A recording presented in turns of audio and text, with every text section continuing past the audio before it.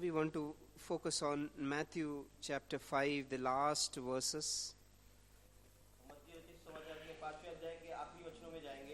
which we were focusing over few months on the Sermon on the Mount. जैसे हम पहाड़ी उपदेश के विषय में कुछ समय से सीख रहे थे, I was blessed to hear the last two Sunday messages, even though I could not attend. It really thrilled my heart for the word which the Lord spoke through. और 2 हफ्ते जबकि मैं यहाँ उपस्थित नहीं था आपके बीच में 2 रविवार को, लेकिन फिर भी परमेश्वर का वचन सुनकर मैं बहुत ही आशीषित हुआ और बहुत ही झुंझला दिया परमेश्वर के वचन ने मुझे. And we want to focus on chapter 5, verse 43 onwards. 5वां अध्याय मत्ती का 43 से आगे हम पढ़ेंगे. Before we go, I just want to highlight that, dear brothers and sisters, we are one of the few churches who have heard so much about the difference of the old covenant and the new covenant. और वचन में जाने से पहले भाई और बहनों मैं कहना चाहूँगा कि हम उन थोड़ी सी कलीसियाओं में से है जिन्होंने जूने करार और नए करार के भेद को अंतर को ज़्यादा से ज़्यादा सीखा है और जाना है. We have heard from the words of Brother Zach how much he has emphasized on to live in a new covenant life and not in an old covenant life. और हमने भाई जैक के द्वारा सीखा है कि किस तरह से हमें प्रयत्न करना चाहिए नए करार का जीवन जीने के लिए, न कि जूने करार का. And if we read Matthew, since the time we started from Matthew 5, here also the Lord is actually telling the difference between it was said so in the old, but I tell you something new. और मत्ती रचित समाचार में भी प्रभु यीशु ने 5वें अध्याय से जो कहना आरंभ किया, यही कहा कि तुम सुन चुके हो कि पहले कहा गया था, लेकिन मैं तुम्हें कुछ और नया कह के बताता हूँ. I mean, if you put it in another way, it is like the old covenant was like this, but you come to a new covenant which is higher. और मानो कि जूने करार का स्तर था बहुत निचला स्तर था जीवन का, लेकिन परमेश्वर चाहता है कि हम उच्च स्तर का जीवन जिए. And with keeping that in mind, dear brothers, we will read verse 43 onwards. और यही हमारे ध्यान में रखते हुए भाई और बहनों 43 वचन पढ़ेंगे. मत्ती 5:43. You have heard that it was said, you shall love your neighbor and hate your enemy. Verse 44, but I say to you, love your enemies and pray for those who persecute you. तुम सुन चुके हो कि कहा गया था अपने पड़ोसी से प्रेम रखना और अपने बैरी से बैर, परंतु मैं तुमसे कहता हूँ कि अपने बैरियों से प्रेम रखो और अपने सताने वालों के लिए प्रार्थना करो. Yes, here again the Lord is telling a very clear distinction between the old covenant and the new covenant. यहाँ पर वापस प्रभु यीशु मसीह जो अंतर है जूने और नए करार के विषय बातों में वो बता रहे हैं. He is saying, you have heard in the Old Testament, or the standard in the Old Testament was, you can love your neighbor. और प्रभु यीशु कह रहे हैं कि जूने करार में आपने एक जीवन का स्तर सीखा था जिसमें कहा गया है कि अपने पड़ोसी से तुम प्रेम करना. And hate your enemy. और अपने बैरी से नफरत करना. And even a neighbor can become your enemy. और हो सकता है आपका पड़ोसी आपका शत्रु हो. It all depends on the relationship, how he is behaving to me. और ये उस संबंधों की ओर दर्शाता है कि कैसा उसका वर्ताव मेरे साथ है. If that person is good to me, then I will love him. और अगर वो मेरा पड़ोसी मुझसे अच्छा चलता है तो मैं उससे प्रेम करूंगा. And the same neighbor, if he behaves, he tells me something strong, or if he tells me anything which hurts me, I become his enemy. और वही पड़ोसी अगर मेरी कुछ बुराई करता है या मुझे कुछ सताता है, मेरे विरोध में कुछ कहता है, तो मैं उसका शत्रु बन जाता हूँ. और वो मेरा शत्रु बन जाता है. And I start hating him. और उस अवस्था में मैं उससे नफरत करने लगता हूँ. Dear brother, this is the standard of the old covenant. भाई और बहनों, ये जूने करार का स्तर है. And dear brothers, unfortunately, many of us are in this state only. और भाई और बहनों, दुखदायक अवस्था यह है कि हम में से बहुत लोग यही जीवन जी रहे हैं. Yes, I have seen in my own flesh how easy it is to love those who love me and hate those who behave wrongly with me. और मैंने अपने जीवन में भी यह महसूस किया, अनुभव किया है कि जो हमारे साथ अच्छा चलते हैं उनके साथ अच्छा चलना कितना आसान है, जो हमारे साथ बुरा चलते हैं उनके साथ बदले में बुरा चलना ये भी बहुत आसान है. So that proves, dear brothers and sisters, that we are in the old covenant. और ये साबित करता है, हमारी अवस्था ये साबित करती है कि हम जूने करार ही में जी रहे हैं.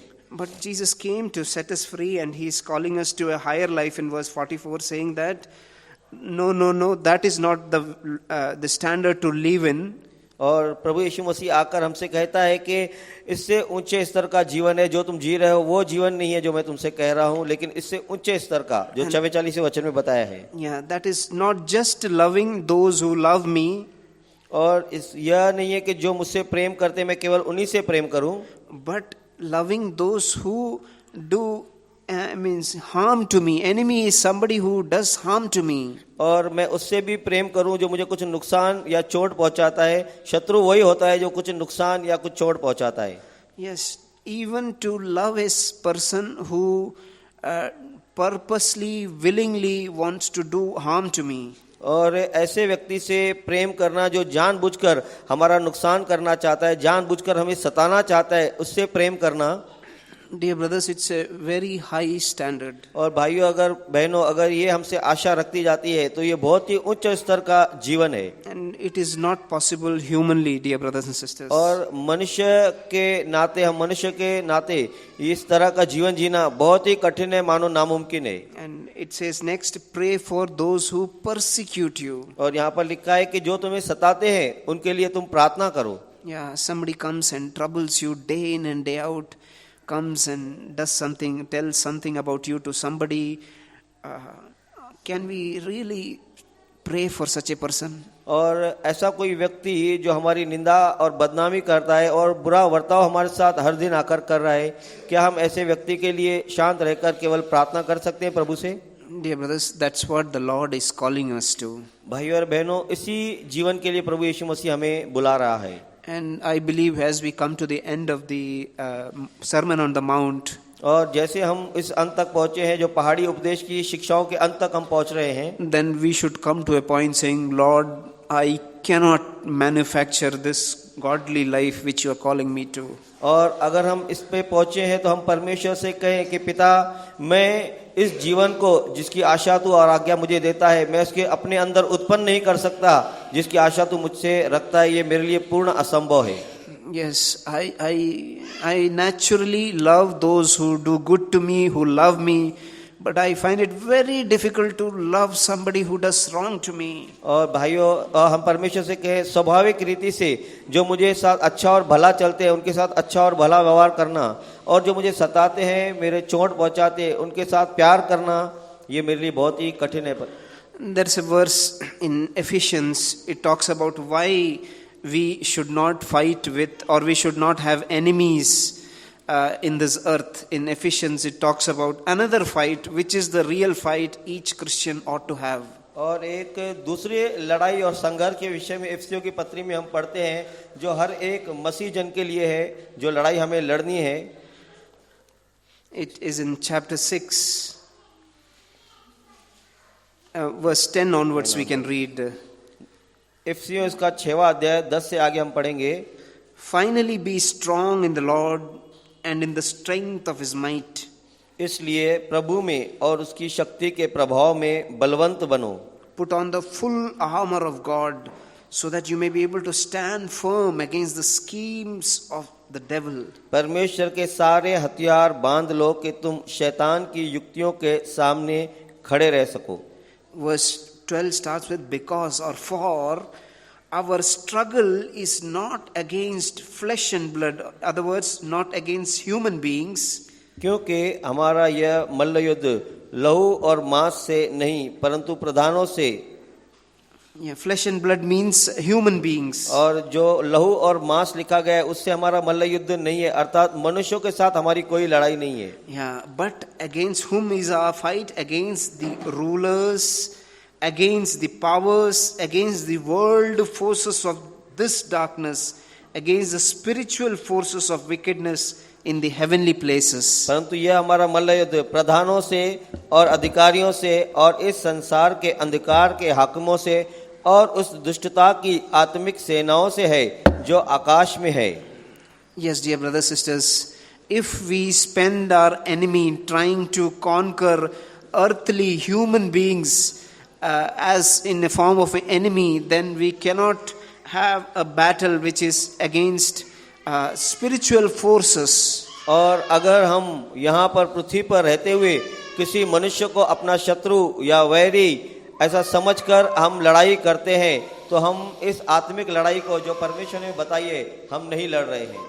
It is like if we need to do something important, if we are stuck doing putting all our energies in something else, we will not have the energy left to do the actual thing which the Lord has called us to. और इसका अर्थ है कि यदि हमें कुछ एक काम करने के लिए कहा गया है और हम उस काम को छोड़कर कुछ और ही काम कर रहे हैं, तो हम अपना परिश्रम उस जो कहे हुए काम में है नहीं लगा रहे हैं।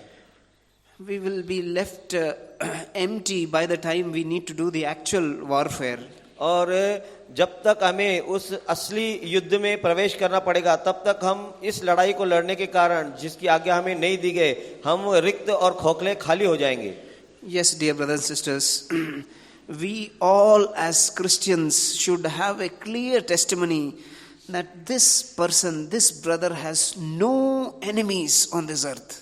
और हम अच्छे और सच्चे अगर मसीह बनना चाहते हैं, तो अच्छे मसीह के नाते पृथ्वी पर हमारा कोई भी शत्रु मनुष्य में नहीं हम कहेंगे कि कोई ये व्यक्ति विशेष मेरा शत्रु है या मेरा विरोधी है या सताने वाला है। Yeah, dear brothers and sisters, I don't mean to say that others may have the same attitude towards me. और हो सकता है कि दूसरों का वर्ताव नजरिया हमारे प्रति ऐसा रहे, ऐसा ना रहे, but as far as I am concerned, I have decided, Lord, there will be no enemy on this earth. Anybody I can see face to face, eye to eye. That should be our motto, dear brothers and sisters. लेकिन जहाँ तक हमारा संबंध है, हम ये कहने पाए कि इस पृथ्वी पर मेरा कोई भी सताने वाला वैरी या शत्रु नहीं है, चाहे लोग मुझे ऐसा समझते हो। Yes, I am able to. I don't have anything to fight back against any human being. और किसी भी व्यक्ति मनुष्य के साथ मुझे प्रत्युत्तर में उसका विरोध करने या लड़ाई करने की अवस्था नहीं है। I hope you are able to understand what I am trying to say. मैं विश्वास करता हूँ भाइयों और बहनों कि आप समझ रहे हैं मैं क्या कह रहा हूँ। See, other person may respond in a different way. He may think, he may behave badly to me, or he may have something. But as far as I am concerned, I will not have any enmity with anybody on this earth. और हो सकता है सामने वाला व्यक्ति हमें शत्रु समझता हो, वैर करता हो, उसका नजरिया हमारे प्रति बुरा हो, लेकिन जहां तक हमारा संबंध है, हम किसी से भी वैर रखने वाले या कोई भी हमारा विरोधी या शत्रु न रहे। Then only, dear brothers and sisters, we can progress spiritually. और अगर हमारी अवस्था ऐसी है, तभी हम आत्मिक रीति से भाइयों और बहनों उन्नति कर सकते हैं। Otherwise, we will be still stuck fighting with human beings, and we will not be useful for God's kingdom. और अगर ऐसा नहीं है, तो हम मनुष्यों से ही वाद विवाद और लड़ाई झगड़ा करते रहेंगे, हम परमेश्वर के लिए उपयोगी नहीं बन सकते।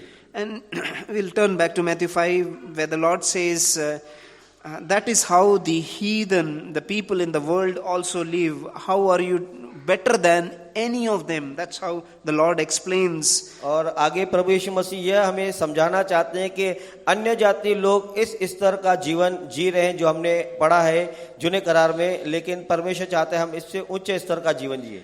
We read that in verse 46 and 47. और It gives two examples. 46 और 47 वचन में हम इसे पढ़ते हैं, जहाँ दो उदाहरण हमें बताए गए हैं। If you love those who love you, what reward do you have? Do not even the tax collectors do the same?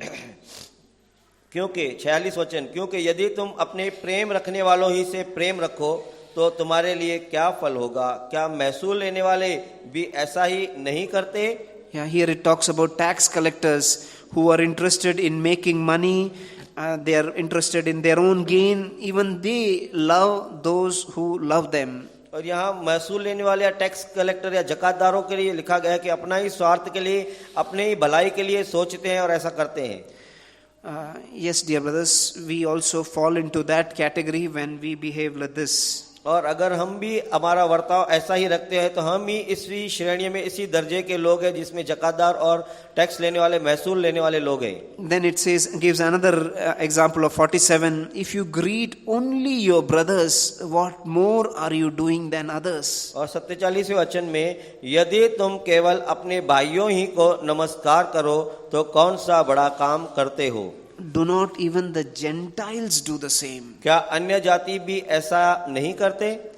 Yes, so every heathen in this earth, he gives a greeting or he shows his love to his own brother, his own sister, because he knows the other person loves me. और अन्य जाति लोग इस पृथ्वी पर ऐसा ही जीते हैं कि जो उनका सम्मान करते हैं, आदर करते हैं और स्वागत करते हैं, वे उसी का सम्मान, आदर और स्वीकार करते हैं, क्योंकि जानते हैं कि सामने वाला व्यक्ति मुझसे प्रेम और सम्मान और आदर करता है. But dear brothers, the character of God is not that way. लेकिन परमेश्वर का स्वभाव भाइयों और बहनों ऐसा बिल्कुल नहीं है. That is what we read in verse 45. How does God behave with human beings or with anybody on this earth?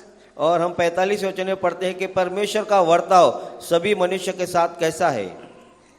So that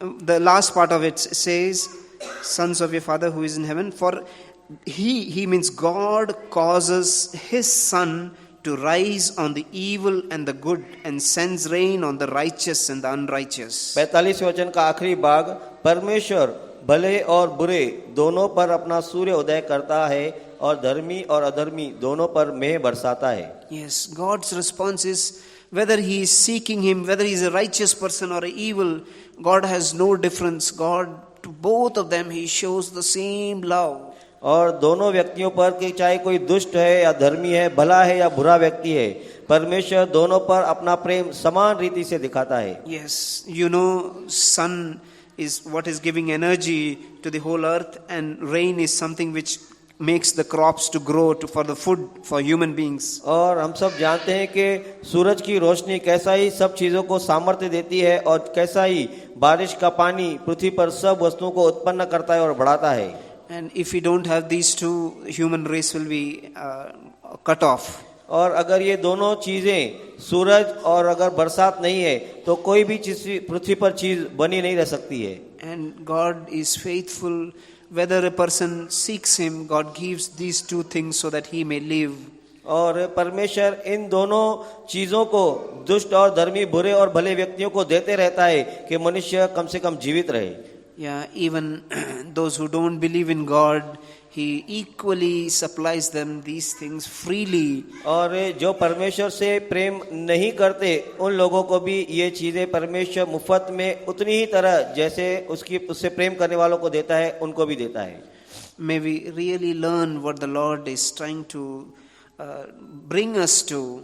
और हम सीखें भाइयों और बहनों के किस स्तर में, ऊंचाइयों में परमेश्वर हमें हमारे जीवन को ले जाना चाहता है. Yes, I myself am yearning that I will go in that direction. और मैं खुद भी इस प्रयास में और धुन में रहता हूं कि मैं उस स्तर में पहुंच जाऊं.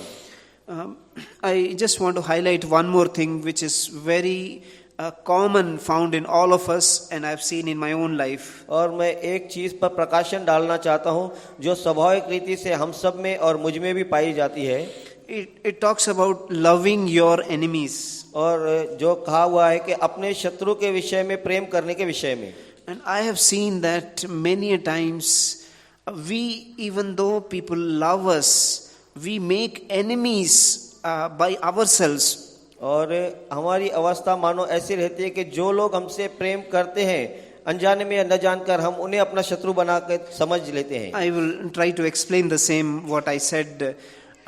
Many times when somebody comes and tells me something which is wrong about me, और कोई व्यक्ति आकर मुझे मेरे विषय में जो गलत है या बुराई है, यदि वह मुझे जता देता है और कह देता है तो, and immediately what is our response? और उस समय तुरंत हमारा प्रत्युत्तर या वर्ताव या दृष्टिकोण उस समय कैसा रहता है? Either it is, why are you saying like this, kind of a grudge or a enmity towards him. और उस समय हमारी प्रतिक्रिया उसके प्रति नफरत की या शत्रुता की हमारी अवस्था या क्रोध की अवस्था ऐसी रहती है क्या? Or other side is, thank you brother for coming and telling me, yes I want to change brother. क्या हमारी अवस्था ऐसी रहती है कि हम उस भाई या बहन से शुक्रिया कहते हैं, उसका धन्यवाद करते हैं कि और यह कहते हैं हाँ भाई बहन मैं आपका धन्यवाद करता हूँ, मैं इस बात में बदलना चाहता हूँ.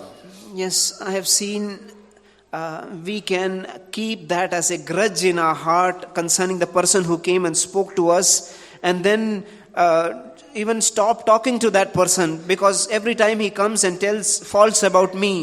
और कई बार हमारी अवस्था ऐसी होती है कि उस व्यक्ति के विषय में जो कुछ भी बुराई हमारे अंदर है, जो जता देता है, उसके विषय में हमारे मन में कुछ वैर या विरोध उत्पन्न होने वाली स्थिति रहती है, और यहाँ तक हम चाहते हैं कि हम उस व्यक्ति से बात भी न करें. See, truly speaking, that person is loving me. That is why he is coming and telling me, dear brother, this is something is wrong. Please correct yourself. This is not the way.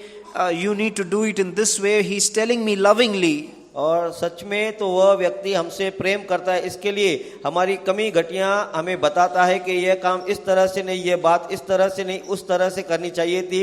वह हमसे प्रेम करता है, इसलिए हमें वह जताता है. And immediately we get offended. We say, how can you speak this way to me? And we make enemies with those who love us. और हम तो बहुत ही उल्टे लोग हैं. हम उनसे जो हमारी बुराई हमें जताते हैं, हम उन्हें अपना शत्रु बना देते हैं, जबकि वे इस कारण वे हमारे साथ प्रेम करने वाले व्यक्ति हैं. Yes, dear brothers, that is the lower standard which we are in. और ये बहुत ही निचला स्तर है जीवन का जो हम जी रहे हैं. I mean, what we read here about loving enemies is much higher.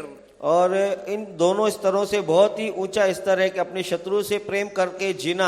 यह स्तर तो इन दोनों से बहुत ही ऊंचा है. Yeah, we are not able to even love those who actually love us in truth, and they tell the truth about ourselves. और हम तो उनसे भी प्रेम नहीं कर सकते जो सच में हमसे प्रेम करते हैं और हमारे जीवन की सच्चाई हमें आकर जता देते हैं, बता देते हैं. Yeah, I want to read a verse from Thessalonians which talks about those who did not love the truth about themselves. और 2 थिस्सलुनीकियों के दूसरे अध्याय में हम पढ़ेंगे कि जो हमसे जो सच्चे से प्रेम नहीं करते. Yeah, when somebody tells facts about me, if I don't accept it as it is, then it is such a pathetic state. We read in chapter 2, 2 Thessalonians chapter 2. दूसरा थिस्सलुनीकियों उसका दूसरे अध्याय में हम इसे पढ़ते हैं. We read in verse 10.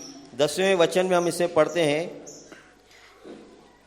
And with all the deception of wickedness for those who perish.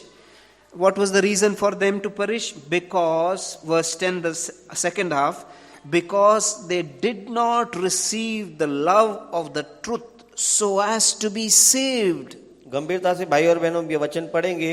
और नाश होने वालों के लिए अधर्म के सब प्रकार के धोखे के साथ होगा. दूसरा भाग, क्योंकि उन्होंने सत्य से प्रेम नहीं किया जिससे उनका उद्धार होता. Yes, dear brothers and sisters, our safety, to be saved is to be set free, is only based on the condition that I love truth about myself. हमारी सुरक्षा भाई और बहनों, हमारा उद्धार उसी में है कि जो सत्य मेरे विषय में है उससे मैं प्रेम के साथ प्रेम से उसे स्वीकार करता हूँ. Yes, dear brothers, it is not easy. भाई और बहनों ये आसान नहीं है. I have seen when somebody says something, immediately the inner self starts working and says, you hit back.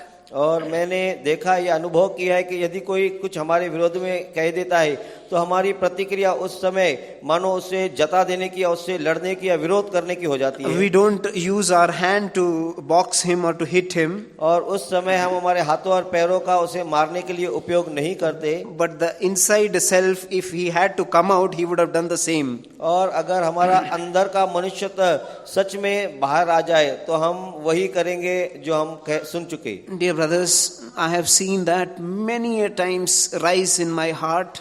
और भाइयों और बहनों, मैंने अपने जीवन में ऐसा उथल पुथल को अनुभव किया है. But there is only one hope, dear brothers and sisters. लेकिन एक ही आशा है भाइयों और बहनों. That is, after we have gone through that, go back to the Lord and say, Lord, this is what I am. और भाइयों और बहनों, जब हमें ऐसा सुनने पड़ता है तब हम चुप होकर परमेश्वर के पास जाएं और कहें, हाँ परमेश्वर, मैं ऐसा व्यक्ति हूँ. Yes, I actually fight back. I don't really, when a truth is spoken about me, Lord, I am not able to take it. I try to find fault with the other person who is trying to tell the truth about me. और जो व्यक्ति मुझसे प्रेम करके मेरी बुराई मुझे सत्य में दर्शा देता है, मैं उससे लड़ाई करना चाहता हूँ और उसे अपना शत्रु मानता हूँ. Yes, dear brothers, especially the young people, I want to encourage them. Dear brothers, if in your youth, if you can train yourself to listen to older people who come and tell you something for your good. और जवान भाई और बहनों में आपको उत्साहित करना चाहता हूँ, यदि कोई वृद्ध लोग आपसे उम्र में ज्यादा लोग अगर कुछ सच्चाई आपके विषय में आकर आपको बताते हैं तो Please don't hit back. Don't make him an enemy. भाई और बहनों उसका विरोध न करें, उन्हें अपना शत्रु न समझें Don't run away from such a person. और ऐसे व्यक्ति से दूर न भागें, Go to him उसके पास जाएं and tell, yes, it hurt me, but I want to listen. Please tell me more in detail how I need to change. और हम जाकर उससे कहें कि सच में इस बात से मैं दोषी ठहरा हूँ, मुझे चोट लगती है, लेकिन ये मेरी सच्चाई है, मुझे और इसके विषय में बता. And when we in such a humble state go back, I tell you that brother, that older brother will be able to help you tremendously. और अगर हम ऐसे दीन बनकर उससे अपनी और बुराई जो हमारे जीवन में है सुनने के लिए जाते हैं, तो भाई और बहनों वह व्यक्ति, वह वृद्ध व्यक्ति हमारी बहुत मदद करने के लिए उपयोगी हो सकता है. Dear brothers, that is our salvation. भाई और बहनों यही हमारा उद्धार है. And finally, I want to end with what Jesus said. और आखिरी में मैं अंत करना चाहूंगा जो प्रभु यीशु मसीह ने हमसे कहा. There is only one person who is perfect, that is God. और एक ही मनुष्य है जो सिद्ध है, वो परमेश्वर. Verse 48, the last verse.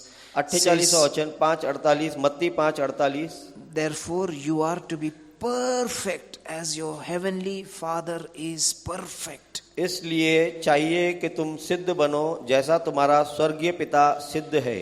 Yes, for that perfection the Lord is calling us, not condemning us. He's saying, get up from where you are, you come to my level. I am perfect, I will make you perfect, you come to me. और परमेश्वर जो सिद्ध है हमें कह रहा है कि जैसा सिद्ध मैं हूँ, आइए मैं तुम्हें वैसा सिद्ध बनाऊंगा. हमें दोषी ठहराने के लिए नहीं कह रहा है, लेकिन परमेश्वर कह रहा है जिस स्तर में हो तुम दोषी हो, लेकिन उठो, मैं तुम्हें अपने समान सिद्ध व्यक्ति बनाऊंगा. The Lord will help us. परमेश्वर हम सबको सहायता करे. I thank the Lord for what brother shared, especially the last part about correction. और मैं परमेश्वर का धन्यवाद करता हूँ जो हमें आवश्यकता का सुनने मिला. आखिरी भाग में हम जाएंगे. Yeah, I think sometimes it is difficult to accept correction from people who are older to us. और कई बार ये कठिन हो जाता है जो सुधार हमें आवश्यकता है, जो लोग हमें करते हैं सुधार, वह उसे स्वीकार करना कठिन जान पड़ता है. Yeah, and sometimes it's even more difficult to accept correction for somebody who is younger than us. और उससे भी ज़्यादा कठिन हो जाता है हमारे अंदर सुधार को स्वीकार करना जब हमसे कोई छोटी अवस्था या उम्र का व्यक्ति हमें आकर सुधार के लिए बताता है. Yeah, that is where all of our background, our age, all those things come into factor and it really brings anger. और ये सब उम्र की अवस्था हमें अवश्य क्रोधित कर देती है. Yes, may the Lord really help us, as brother was sharing, that instead of returning back in anger, everybody old and small, they need to listen. और कोई भी छोटा या वृद्ध व्यक्ति हमें आकर हमारे सुधार के विषय में बताए, तो जैसे हमें भाई ने बताया कि उसका विरोध या उसके ऊपर गलत प्रतिक्रिया न दिखाकर हम उसको स्वीकार करें. Yeah, as brother was sharing, I was reminded about James, where it says everybody should be quick to listen. James 1:19. Everybody should be quick to listen, slow to speak, and slow to become angry. और जैसे भाई बता रहे थे, एक वचन भाई को स्मरण आया जो याकूब की पत्री में पहला अध्याय और उसका 19वां वचन है. याकूब 1:19 हम पढ़ेंगे.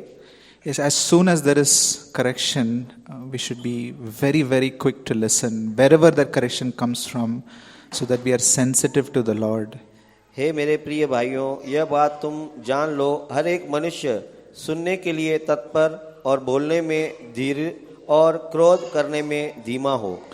Yeah, and the verse 20 and 21 also says, because human anger does not produce the righteousness that God desires. Therefore get rid of all moral filth and evil that is so prevalent. And the last part says, and humbly accept the word planted in you which can save you. 20वां और 21वां वचन हम पढ़ेंगे. क्योंकि मनुष्य का क्रोध परमेश्वर के धर्म का निर्वाह नहीं कर सकता, इसलिए सारी मलिनता और बैरभाव की बढ़ती को दूर करके उस वचन को नम्रता से ग्रहण कर लो जो हृदय में बोया गया और जो तुम्हारे प्राणों का उद्धार कर सकता है। Yes, brother again mentioned that this is our salvation if we can humbly accept the word that is planted in us when we receive correction and not get angry. और यदि हम सुधार को सीधे मन से स्वीकार करते हैं, उस पर क्रोध नहीं करते, तो यही हमारा उद्धार है। Brother also touched upon one more thing about how it is different in the old covenant and the new. और भाई ने बताया कि नए और जूने करार में अंतर कैसा है। Psalms 139:19, it's a prayer that David prays, and there's a lot of difference in that prayer and what we read in Matthew. भजन संहिता 139:13 में एक प्रार्थना जो दाऊद ने की है, Verse 139:19, it says 139:13 वचन 139:19, if only you, God, would slay the wicked, away from me, you who are bloodthirsty. They speak of you with evil intent, your adversaries misuse your name. Do I not hate those who hate you, Lord, and abhor those who are in rebellion against you?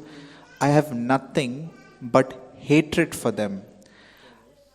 139:19 onwards. 22 says, I have nothing but only hatred for them, and I count them my enemies. 19 से हम पढ़ेंगे, हे परमेश्वर, निश्चय तू दुष्ट को घात करेगा, हे हत्यारों मुझसे दूर हो जाओ, क्योंकि वे तेरी वाचा चतुराई से करते हैं, चर्चा चतुराई से करते हैं, तेरे शत्रु तेरा नाम झूठी बात पर लेते हैं। हे यहोवा, क्या मैं तेरे बैरियों से बैर न रखूं और तेरे विरोधियों से रूठ न जाऊं? हाँ, मैं उनसे पूर्ण बैर रखता हूं, मैं उनको अपना शत्रु समझता हूं। I was thinking that David could only pray based on the light that God had given him, and the light that he had given him as he was thinking that his enemies would all be destroyed. और दाऊद जितनी उसकी आत्मिक आंखें खुली थी, उतनी वह प्रार्थना परमेश्वर से कर सका, जो हमने सुना। Yes, but today for us more is given, and the Lord really wants us to implement those things through the grace and power of the Holy Spirit. और आज हमें दाऊद से बढ़कर दिया गया है प्रकाशन आत्मा में, इसलिए परमेश्वर हमसे अधिक आशा रखता है। Yeah, for us, our Lord encourages us not to even pray a completely different prayer, like we read in Luke 6:27. और लूक 6:27 में जो प्रार्थना लिखी है, हमें परमेश्वर जो हमने प्रार्थना दाऊद की सुनी, उससे भी अच्छे प्रार्थना करने के लिए हमसे आशा रखता है। It's a higher standard that the Lord is calling us to. और ये बहुत ही उच्च स्तर का जीवन है जो परमेश्वर हमें उसके लिए बुला रहा है और तैयार कर रहा है। And the first part of that verse 27 is the most important part. It says, "But to you who are listening, I say." परंतु 6:27 लूक 6:27, परंतु मैं तुम सुनने वालों से कहता हूं कि अपने शत्रुओं से प्रेम रखो। Yeah, do good to those who hate you, bless those who curse you, and pray for those who mistreat you. The most important part is to you who are listening, I say. It's only those who are listening can hear this. और यह विशेष उन्हीं के लिए कहा गया है जो उसे सुन रहे हैं कि मैं जो तुमसे बैर करे उनका भला करो, जो तुम्हें श्राप दे उनको आशीष दो, जो तुम्हारा अपमान करे उनके लिए प्रार्थना करो। Are we really sensitive and listening to the Lord always? क्या हम सच में जागरूक है, जो परमेश्वर हमसे कह रहा है हम उसे समझ सकें? Yeah, if you're not filled with the Holy Spirit, we cannot live such a life. We would always be praying like David prayed. और अगर हम पवित्र आत्मा से भरे हुए नहीं है तो हम ऐसा जी नहीं सकते जो हमें कहा गया है, लेकिन हमारी प्रार्थना हमेशा दाऊद के जैसी ही रहेगी। Yeah, I was looking at a parallel passage for that same context in the verses below that, Luke 6:32 onwards. It's a parallel passage to what we read from Matthew 5:43. Verse 32 onwards, it says, "If you love those who love you, what credit is that to you? Even sinners love those who love them. And if you do good to those who are good to you, what credit is that to you? Even sinners do that." और मत्ती जो हमने उसमें पढ़ा वही लूका 6:32 में हम आगे पढ़ते हैं। 6:32, यदि तुम अपने प्रेम रखने वालों के साथ प्रेम रखो तो तुम्हारी क्या बढ़ाई, क्योंकि पापी भी अपने प्रेम रखने वालों के साथ प्रेम रखते हैं। यदि तुम अपने भलाई करने वालों ही के साथ भलाई करते रहो तो तुम्हारी क्या बढ़ाई, क्योंकि पापी भी ऐसा ही करते हैं। Yes, and 34 and 35 talks about if you lend to those from whom you expect repayment, what credit is that? And even sinners lend to sinners, expecting to be repaid in full. But love your enemies, do good to them, and lend to them without expecting to get anything back. और 34 और 35 में हम पढ़ेंगे, यदि तुम उन्हें उधार दो जिनसे फिर पाने की आशा रखते हो तो तुम्हारी क्या बढ़ाई, क्योंकि पापी पापियों के को उधार देते हैं कि उनको कि उतना ही फिर पाएं। वरन अपने शत्रुओं से प्रेम रखो और भलाई करो और फिर पाने की आशा न रखकर उधार दो और तुम्हारे लिए बड़ा फल होगा। I was thinking about this word expectation, which has really broken many relationships. और ऐसी अवस्था के कारण बहुत ही संबंध जो टूट जाते हैं स्वीकार न करने की अवस्था से। Yeah, when you get into a marriage, there is expectation between husband and wife. और बहुत ही आशाओं के कारण रिश्ते टूटते हैं, जैसे पति और पत्नी को विवाह में एक दूसरे से बहुत ही आशाएं रहती है। Yeah, when you make new friends, you find that friend is so good, but as you spend time, you start developing an expectation from them. और पहले शुरुआत में जब आपका कोई मित्र बनता है तो आप कहते हो कि वो बहुत ही अच्छा है, लेकिन उसके साथ कुछ समय बिताने के बाद आपकी आशाएं उसके ऊपर बनती हैं।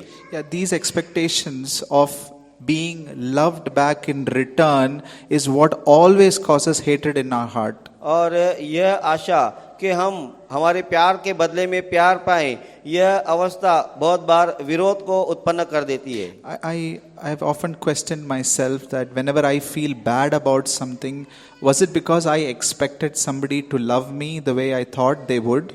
और कई बार मैंने यह सोचा, मेरी उस आशा के कारण जो मैं रखता हूँ कि जैसा मैं प्रेम उस व्यक्ति से करता हूँ उससे वैसा प्रेम न मिलने के कारण मेरी उसके प्रति वैर किया मतभेद की अवस्था हो जाती है। Yeah, and when I read these verses, I see that everywhere the Lord is saying, even sinners lend to sinners, expecting to be repaid in full. But you do things so that you do it without expecting to get anything back, and that is the secret of love. और जैसे पापी पापियों को उधार देते हैं उतना ही फिर पाने की आशा से, लेकिन परमेश्वर कहता है वरन अपने शत्रुओं से प्रेम करो और भलाई करो और फिर पाने की आशा न रखकर उधार दो। I just hope and pray that brothers and sisters, even as we live our daily life, let our expectation to be loved only comes from the Lord. और हम प्रेम के बदले में प्रेम पाएं, ये हमारी आशा केवल परमेश्वर की ओर से ही पूरी हो सकती है, मनुष्यों से नहीं। We will see that nothing can ever hurt us after that, because we know that we are secure in God's love. और हम इससे बढ़कर कुछ भी आशा नहीं रखेंगे, क्योंकि अगर हम ऐसा करते हैं तब हम परमेश्वर के प्रेम में सुरक्षा महसूस करते हैं। Yeah, many will say things about you, many will say bad things, many will come and hurt you, but our heart would be at rest. और बहुत लोग आकर तुम्हारे विरोध में कुछ कहेंगे, तुम्हें सताएंगे, तुम्हें नुकसान पहुंचाएंगे, लेकिन ऐसी अवस्था में भी हमारा हृदय शांति से और विश्राम से भरा रहेगा। Because I never expected him to love me in the first place, because I know that all of my love comes from the Lord. और क्योंकि ऐसी अवस्था तभी हो सकती है क्योंकि यदि मैं उससे प्रेम की कोई आशा नहीं रखता हूँ। Yeah, before sharing this, I asked the Lord that is my heart truly at that place, and I'm very thankful to the Lord that today I have no expectations from anybody. और मैंने इस वचन को सुनाने से पहले परमेश्वर से यही कहा, क्या परमेश्वर मेरी अवस्था ऐसी है? Yeah, I was reminded of that verse which talks about let no debt remain outstanding but the debt of loving others, and that is all I am called to do. और यही करने के लिए मुझे बुलाया गया है। जो वचन हम पढ़ते हैं, एक वचन ऐसा कहा गया है कि प्रेम को छोड़कर और किसी भी बात में किसी के कर्जदार मत बनो। Even if nobody loves me, I have a debt to the Lord who saved me to love you.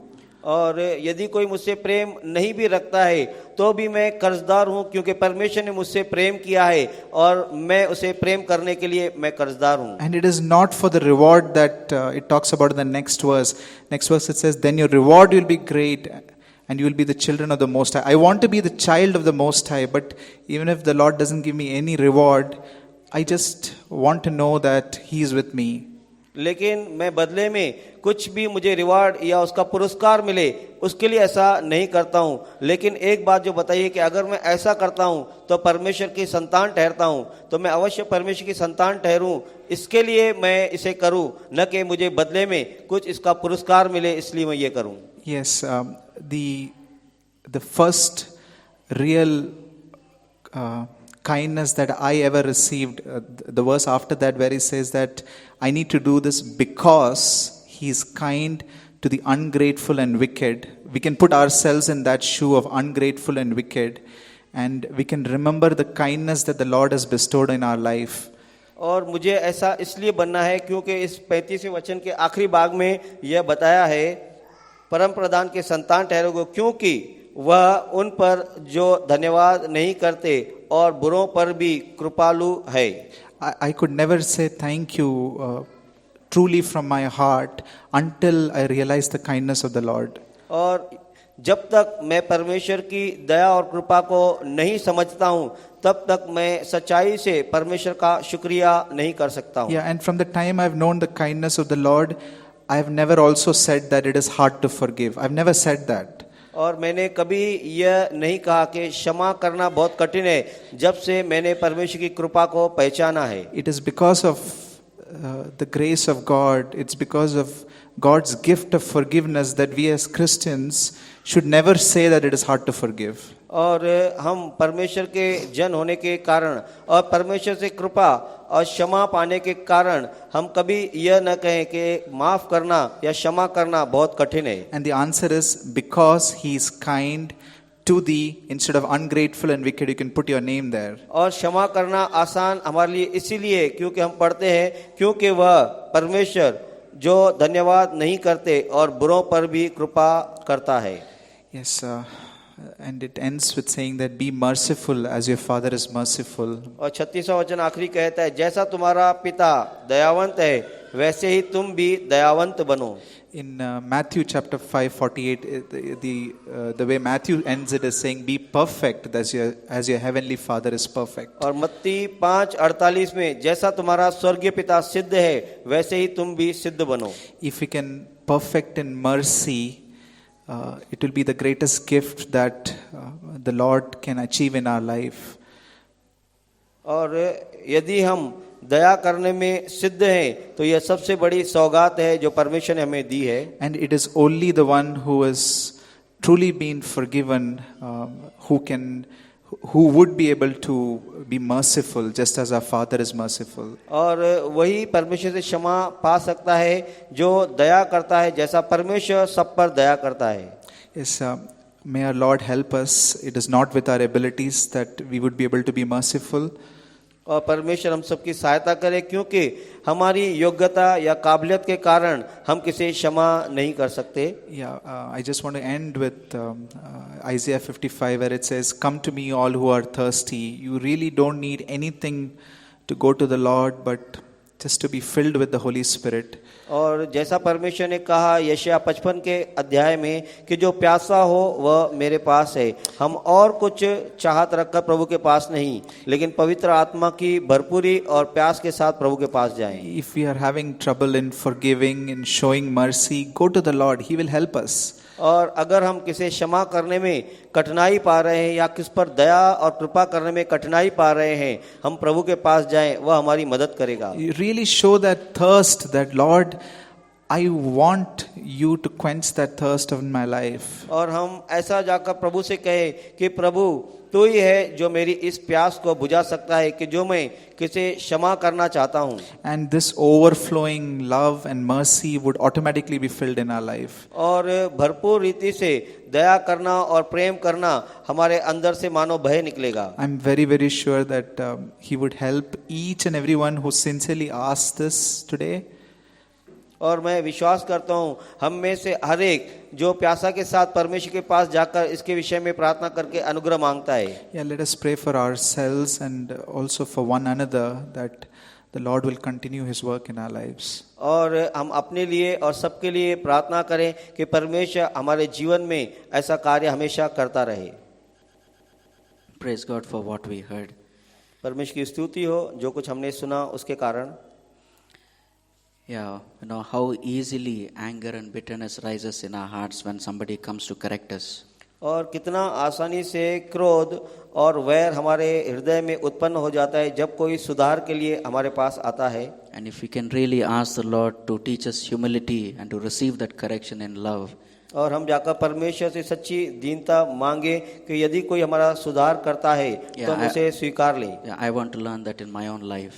और मैं अपने विषय में इसमें सीखना चाहता हूँ. When somebody tells me that you are wrong in this area, I want to accept it rather than hitting back. और कोई अगर मुझे आकर कहता है इस क्षेत्र में तू गलत है, मेरा सुधार करना चाहता है, तो मैं उसका विरोध नहीं करना चाहता लेकिन मैं उसे सदाई से स्वीकारना चाहता हूँ.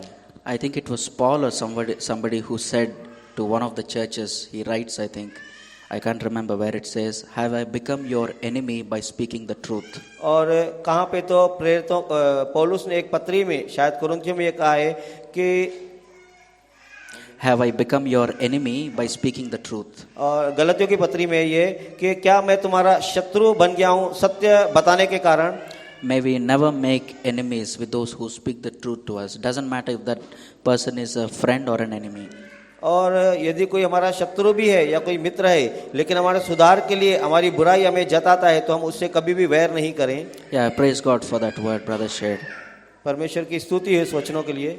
And also, you know, many times we get hurt is because we have a lot of expectations from others. और कई बार हम दुखी हो जाते हैं क्योंकि हमारी उम्मीदें सामने वाले व्यक्ति से बहुत ज़्यादा रहती है. Do you remember that verses we have been meditating over the past few weeks? Give to everyone who asks you and do not demand it back. Give to everyone who asks from you and do not demand it back. और आपने ये सुना रहेगा कि जो कोई तुमसे मांगता है उसे दो लेकिन बदले में आशा मत रखो.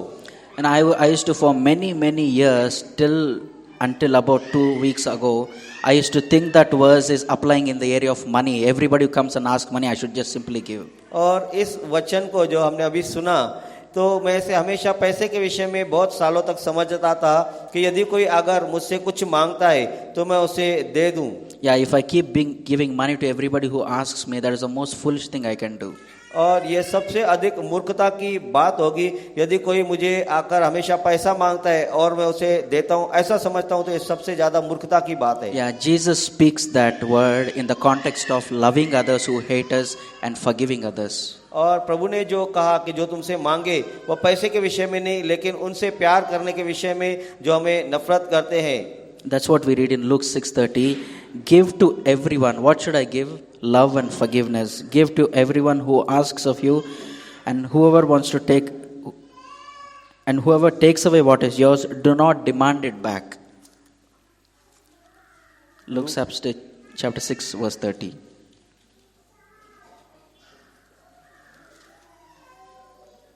Verse 30. लूक 6:30 में हम पढ़ेंगे, जो कोई तुझसे मांगे उसे दे और जो तेरी वस्तु छीन ले उससे न मांग. Yeah, there the Lord is speaking in the context of love, not money. और यहाँ परमेश्वर पैसे के विषय में नहीं कह रहा है लेकिन प्रेम के विषय में कह रहा है. Yeah, many times in the English Bible it says, many times we have the attitude of demanding from others. I have loved you, you also better love me. और कई बार हम ये आशा रखते हैं और कहते हैं दूसरे से कि मैं तुझसे प्रेम करता हूँ, इसके लिए बदले में तू मुझसे भी प्रेम कर. Yeah, God's will for us now in the new covenant life is only to love and not expecting anything in return. और लेकिन परमेश्वर की आशा हमसे यह है कि हम बिना आशा रखे हुए किससे, हम केवल प्रेम और प्रेम और प्रेम, बदले में आशा प्रेम की न रखते हुए हम प्रेम करते I रहें. mean, it is just humanly impossible to live such a life where we only love unless and until we are filled with the Holy Spirit. और ऐसा जीवन जब तक हम पवित्र आत्मा से भरे नहीं है कभी भी संभव नहीं है. No, there are I think 2 places in the New Testament where the word greatest comes.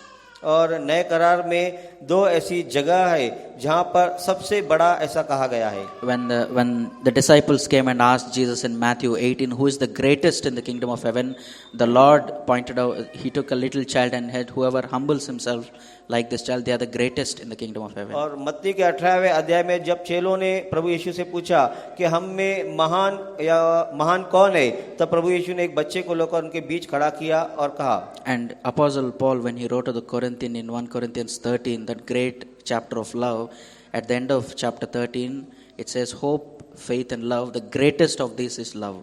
और 1 कुरिन्थियों के 13वें अध्याय में पौलुस ने अंत में यह कहा है कि आशा, विश्वास और प्रेम ये तीनों स्थायी है, लेकिन इन सब तीनों में महान और बड़ा प्रेम है. Yeah, just think of these 2 words, humility and love. God says these are the 2 greatest characters in the church, in the kingdom of God. और इस पर विचार करें जो प्रभु यीशु मसीह ने कहा कि कलीसिया में प्रेम और दीनता ये सबसे अच्छे स्वभाव और उच्च स्तर के परमेश्वर की ओर से गुण हैं. Even in our church, the one who can humble the most, the one who can love others even though they are hurt, insulted, they are the greatest in this church. और हमारी भी कलीसिया में जो सबसे ज्यादा दीन है वही उनसे प्रेम कर सकता है, जो उसे सताते हैं या उसका विरोध करते हैं उनसे प्रेम कर सकता है. Yeah, like brother was sharing, in Matthew 5, Jesus said, be perfect like your heavenly Father.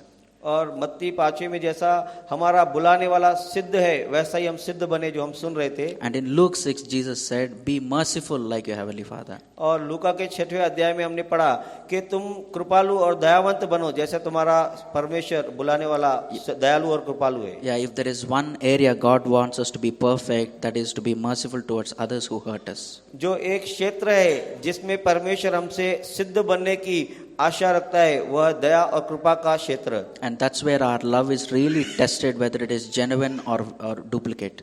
और तभी अगर हम कृपा करते तब हम जान सकते हैं कि हमारा प्रेम सच्चा है या दिखावटी है.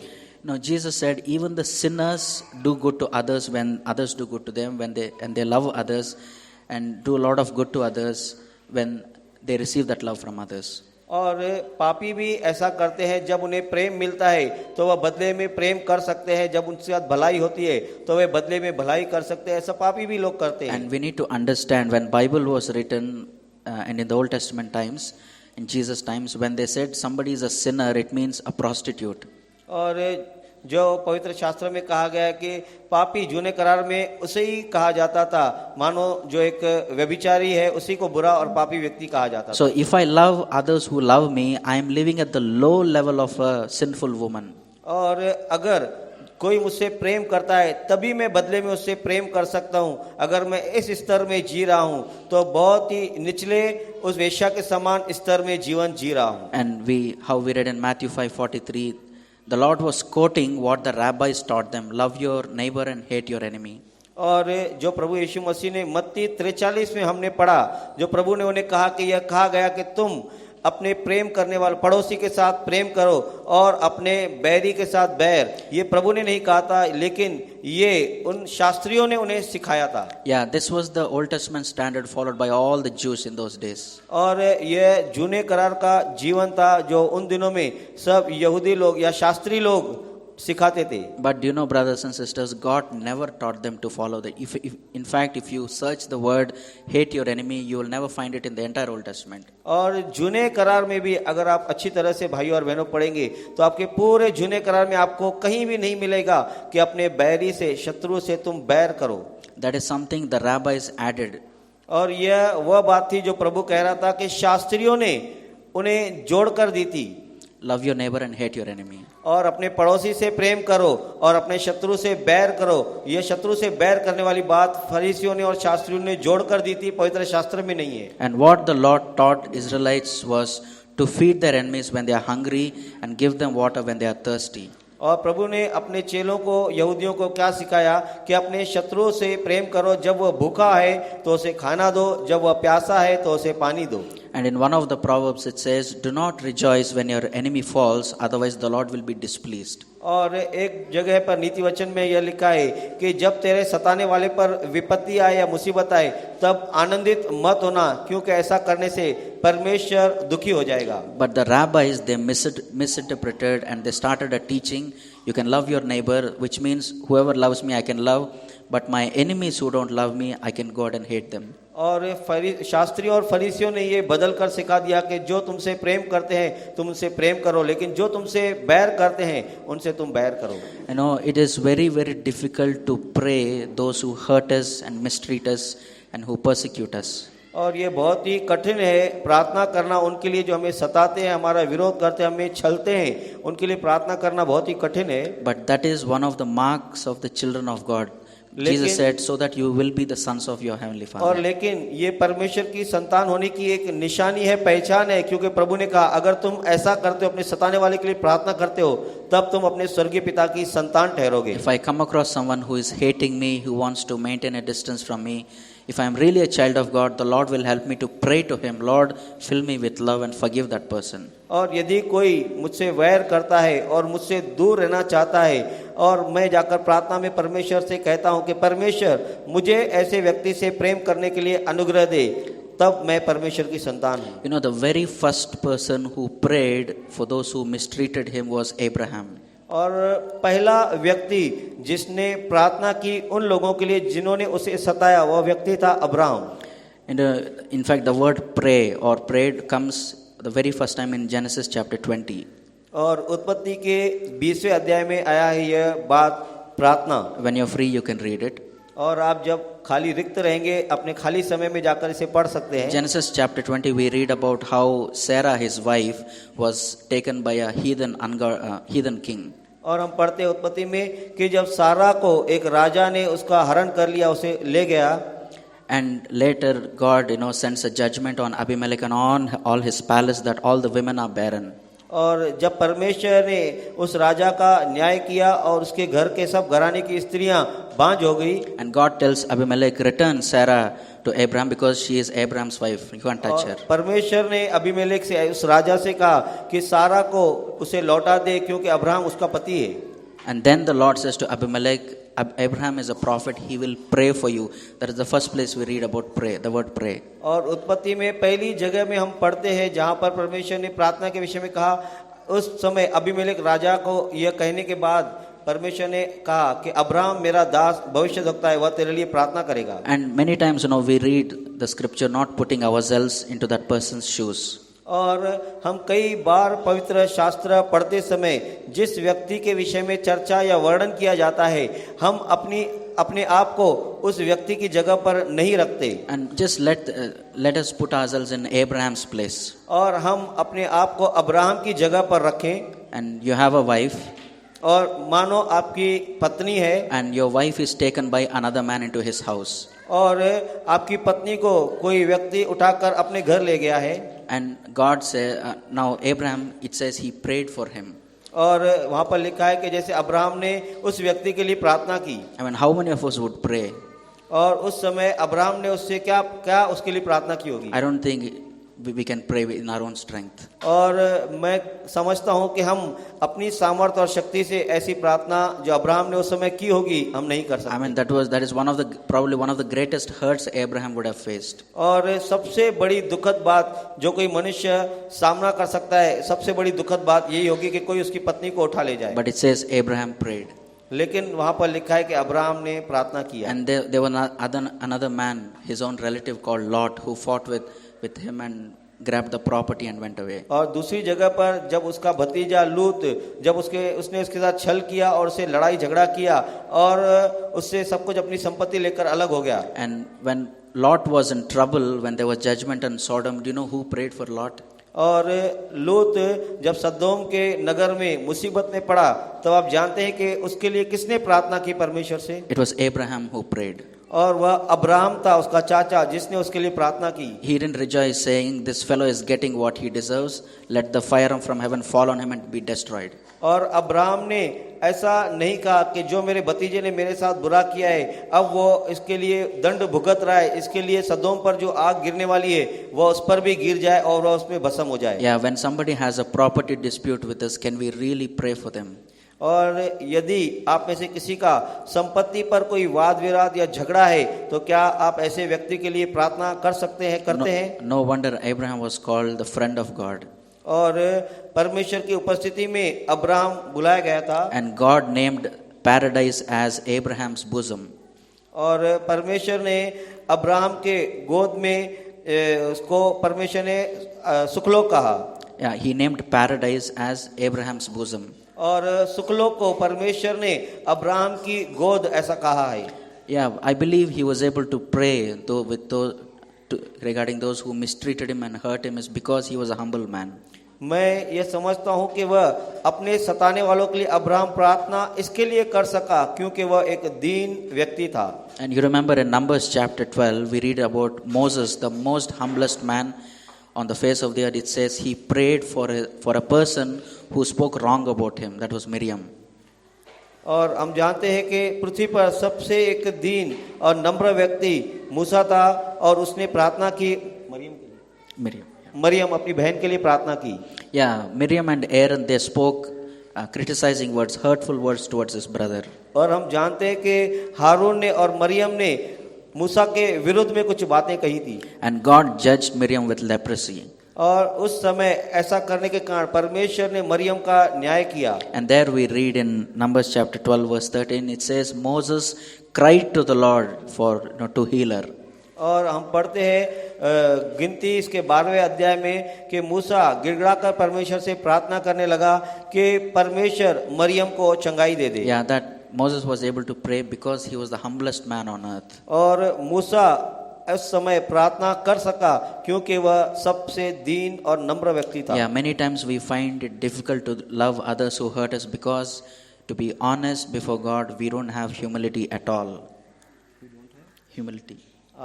हम परमेश्वर की उपस्थिति में अगर हम सच्चे हैं तो जाकर ये कहें क्योंकि हम दीन नहीं है इसके लिए हम जाकर किससे प्रेम नहीं कर सकते। It's because we have huge stocks of pride and arrogance in our hearts. ये इसलिए है क्योंकि हमारे हृदय की अवस्था बहुत ही ज्यादा घमंड से भरी हुई है। A humble person, the Lord will be able to pour out His Holy Spirit in that person's heart. और जो दीन और नम्र व्यक्ति है परमेश्वर अपनी आत्मा उसके हृदय में उंडेल सकता है। And you remember when the Lord was talking about loving our neighbor in Luke chapter 10. और लूका के 10वें अध्याय में जो हम पढ़ रहे थे कि अपने पड़ोसी से प्रेम रखने के विषय में। There one lawyer meaning the one who knew the Bible so well, he asked Jesus, Lord, who is my neighbor? और हम पढ़ते हैं कि वहाँ एक शास्त्री आकर प्रभु से पूछता है कि मेरा पड़ोसी कौन है? And the Lord, interestingly, he took the example of Samaritan. और वहाँ पर प्रभु ने बहुत ही आनंद से एक उदाहरण उस शास्त्री को दिया सामरी व्यक्ति का। I mean, we all know that story where a Jewish person was beaten, he was stripped, exposed to the sunlight and the heat. He was lying down there half dead. और लूका के 10वें अध्याय में हम इस कहानी को जानते हैं कि एक यहूदी व्यक्ति जिसे शत्रुओं ने आकर डाकुओं ने आकर सताया उसे मारा अधमरा छोड़कर उसे मार्ग के किनारे छोड़ गए उसके लूट के ले गए। And there was a Levite and priest who did not care for this man. और वहाँ पर एक याजक और लेवी वहाँ से गुजरा लेकिन उन्होंने उसकी ओर ध्यान नहीं दिया और अपने मार्ग में आगे चले गए। But there was a Samaritan who was passing by. लेकिन वहाँ से एक सामरी गुजर रहा था। And he had compassion on this man. और उस सामरी को उस अधमरे व्यक्ति पर दया आ गई। And it says he bound his wounds. और वहाँ पर लिखा है कि उस सामरी व्यक्ति ने वहाँ रुककर उसके घाव को मरहम पट्टी किया। And he took care of him. और उसका ध्यान और उसकी देखभाल की।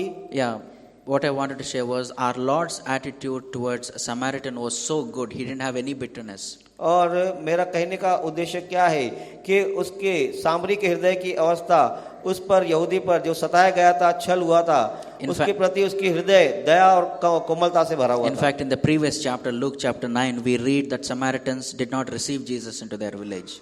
और हम जानते हैं कि सामरी लोग यीशु को अपने गांव में से 9वें अध्याय में लूका के पढ़ते कि जाने नहीं दिया और उसे रोक दिया। Let's think about ourselves when we go to somebody's home and they don't receive us, they don't accept us. और हम इससे अपने ऊपर लागू करें कि यदि हम किसी के घर में जाते हैं और वह हमें स्वीकार नहीं करता है, We find it very, very difficult to speak good about them. और हम ऐसी अवस्था होने के कारण बहुत ही कठिनाई पाते हैं ऐसे व्यक्ति के विषय में कुछ अच्छा कहने में। We want to talk about their faults rather than good about them. और हम ऐसे व्यक्तियों के दोषों के विषय में चर्चा करना चाहते हैं और करते हैं। But even though the Samaritans did not receive Jesus, they rejected Jesus and the disciples. In the next chapter, Luke chapter 10, the Lord he had such a good heart. There was no hatred for Samaritans. He highly appreciated the Samaritan. और 9वें अध्याय में जब सामरियों ने यीशु को और उसके चेलों को अपने नगर से होकर जाने नहीं दिया, तब भी 10वें अध्याय में प्रभु यीशु ने उस सामरी का ही उदाहरण लिया, क्योंकि प्रभु यीशु को सामरियों के ऐसे वर्ताव के कारण उनके प्रति अपने मन में कोई भी वैर या नफरत नहीं थी. May we ask the Lord, Lord, give me such a heart that those who don't accept me, I want to do good to them. I want to highly praise about them from the heart, not just outwardly. और हम परमेश्वर से जाकर कहें कि जो मुझे सताते हैं, विरोध करते हैं और जो मुझे स्वीकारते नहीं है, मैं उन्हें दिल से प्रेम करना चाहता हूं, उनकी बड़ाई करना चाहता हूं, केवल दिखावटी रूप से, शब्दों से, मुंह से, बाहरी रूप से नहीं, लेकिन पूर्ण हृदय से मैं ये करना चाहता हूं. And in 1 Corinthians 13, और 1 कुरिन्थियों के 13वें अध्याय में, I mean, we all know that chapter. It's a well-known chapter. और वह बहुत ही प्रसिद्ध अध्याय है. 1 कुरिन्थियों इसका 13वां अध्याय, हम सब इसे जानते Yeah, हैं. it's a beautiful chapter. और बहुत ही सुंदर यह अध्याय है. Yeah, 1 Corinthians chapter 13, 1 कुरिन्थियों इसका 13वां अध्याय, verse 1, it says, I can speak in many languages of men and I can speak in tongues, but if I don't have love, I'm just a nuisance, making a lot of noise. पहले वचन में लिखा है, यदि मैं मनुष्यों और स्वर्गदूतों की बोलियां बोलूं और प्रेम न रखूं, तो मैं ठनठनाता हुआ पीतल और झनझनाती हुई झांझ हूं. And verse 2, I can preach well, prophesying meaning preaching. I can preach well and I can have great faith, but if I don't have love, I'm nothing, I'm zero. और दूसरे वचन में, और यदि मैं भविष्यवाणी कर सकूं, भविष्यवाणी मतलब मैं अच्छा प्रचार कर सकूं और सब भेदों को और सब प्रकार के ज्ञान को समझूं, और मुझे यहाँ तक पूरा विश्वास हो कि मैं पहाड़ों को हटा दूं, परंतु प्रेम न रखूं तो मैं कुछ भी नहीं. And it says verse 3, it's a very interesting verse, verse 3, it says, I can go and help the poor people and I can be a martyr, I can give my body to be burned, still there is a possibility I cannot have love. और तीसरे वचन में बहुत अच्छी बात लिखी है, यदि मैं अपनी संपूर्ण संपत्ति कंगालों को खिला दूं और अपनी देह जलाने के लिए दे दूं, अर्थात मैं शहीद भी हो जाऊं, और प्रेम न रखूं, तो मुझे कुछ भी लाभ नहीं. Yeah, to give money to the poor people, help the poor people whom we hardly see once in a while, that's very easy.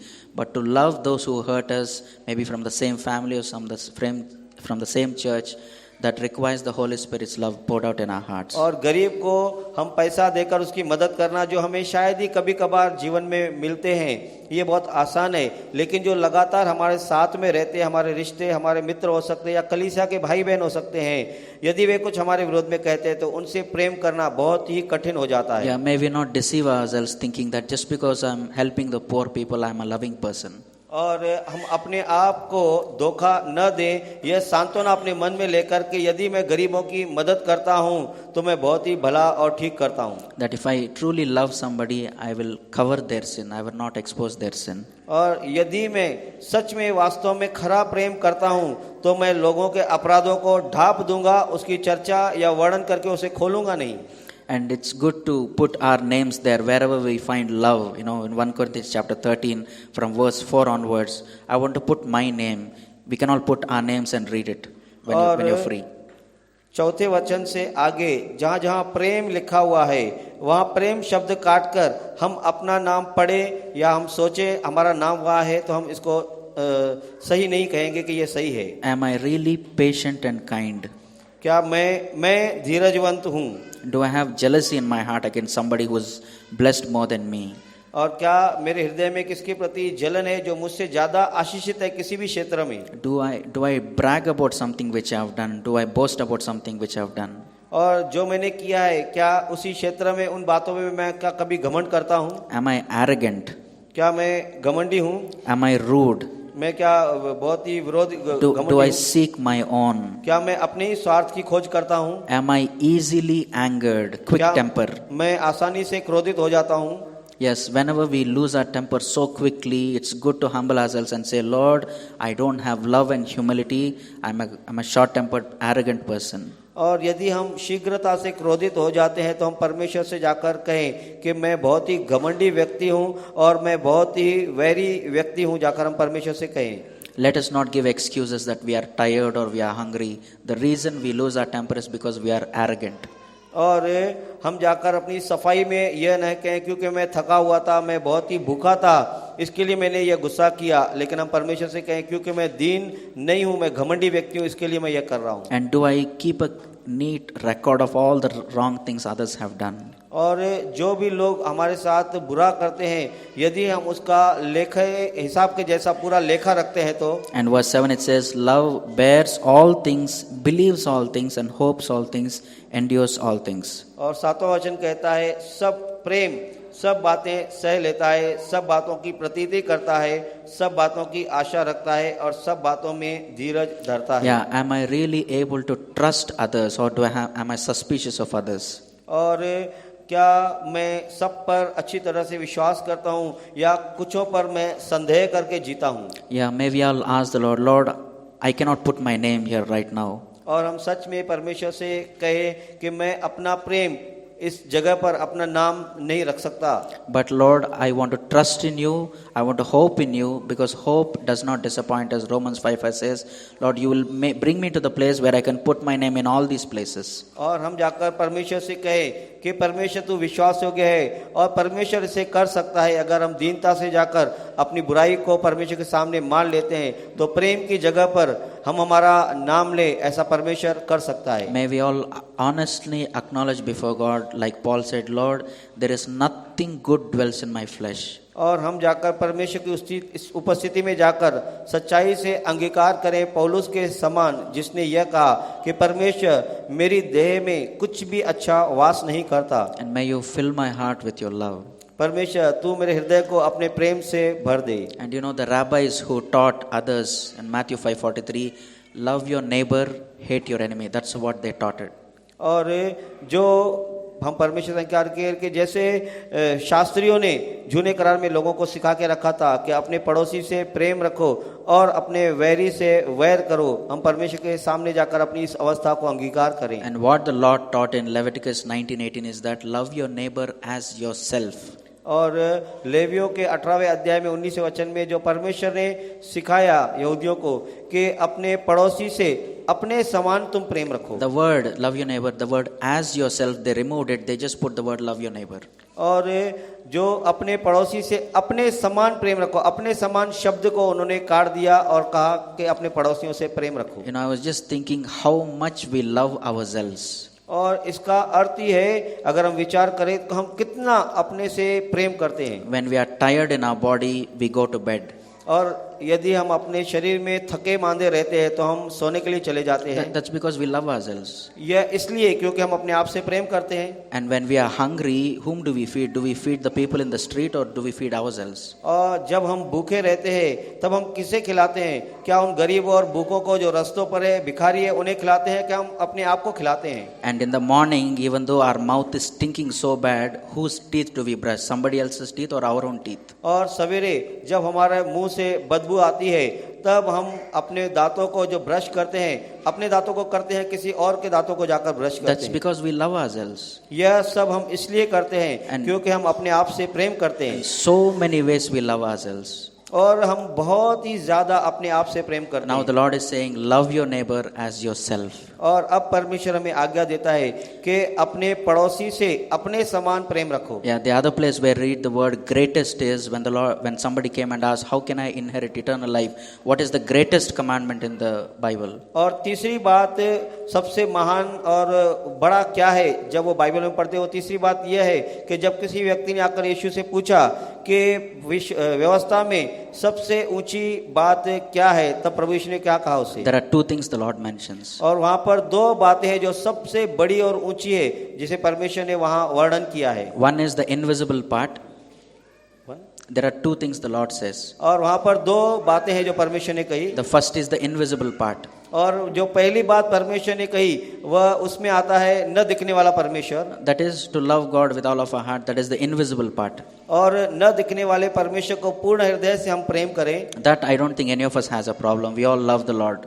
और इसके विषय में किसी को समस्या नहीं है, हम कह सकते हैं हम परमेश्वर से प्रेम करते हैं. But the next part is the visible part, to love those neighbors, love whom I can see every day. और लेकिन दूसरा भाग कि अपने पड़ोसी से हम प्रेम करें, वह पड़ोसी कौन है जिसे हम देख सकते हैं और जिसे हम मिलते हैं। May we all honestly ask the Lord, Lord, those whom I see every day, the brothers and sisters in the church, I want to love them. और हम ईमानदारी से जाकर प्रभु से कहे कि अपनी कलीसिया में जिन भाइयों और बहनों के साथ मैं मिलता हूँ, देखता हूँ रोज, मैं उनसे प्रेम करना चाहता हूँ। May you really help me, Lord. I cannot in my own strength. और परमेश्वर से जाकर कहे, प्रभु तू मेरी मदद कर, मैं अपनी शक्ति और सामर्थ्य ऐसे नहीं कर सकता। Like we heard brother sharing, Lord, I want to love others, expecting nothing in return. और जैसे भाई ने हमसे कहा कि मैं परमेश्वर ऐसा प्रेम करना चाहता हूँ कि बदले में कोई भी प्रेम की या अच्छाई या भलाई की आशा न रखते हुए मैं प्रेम करना चाहता हूँ। Yeah, may all the people outside the church, let them know that we are children of God and disciples by the love we have for one another. और संसार जो बाहरी संसार है, जो कलीसिया में नहीं है, वह देखे कि हम मसीह के चेले हैं इस बात से कि यदि हम एक दूसरे से प्रेम करते हैं। May we all confess our hope that God who has begun a good work in us, He will complete it. और हमारे हृदय में हम यह आशा रखकर चलें कि जो अच्छा काम परमेश्वर ने हमारे अंदर आरंभ किया है, वही उसे प्रभु यीशु मसीह के दिन तक हमारे अंदर पूरा करेगा। Yeah, now we want to request any other brothers and sisters who want to share, please share. और यदि कोई भाई या बहन कुछ हमारे बीच परमेश्वर का वचन बांटना चाहता है तो आपको निवेदन है, आप आ सकते हैं। Yeah, you can stand right where you are. We'll give you the mic. और जहाँ पर आप हैं वहाँ पर आप खड़े रह सकते हैं, आपको वहीं पर माइक दिया जाएगा।